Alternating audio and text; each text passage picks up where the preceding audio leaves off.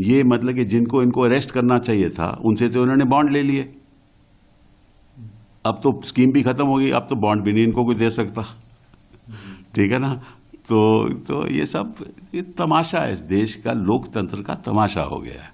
तो India alliance को खुद तय करना है क्या करना है क्या नहीं करना। मैं तो शुरुआत से कह रहा हूँ ये बात कि अलायंस को इकट्ठा होकर इसकी खिलाफत करनी चाहिए। और जिस तरह से तानाशाही चल रही है और दुरुपयोग हो रहा है, और इस केस में है क्या, कुछ भी नहीं, ज़ीरो केस है।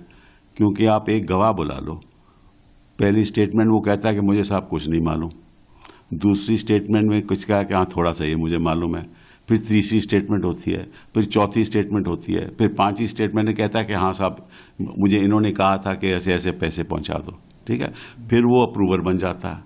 और सुप्रीम कोर्ट ने कई फैसलों ने कहा है कि अप्रूवर की गवाही ऐसे मानी नहीं जाती।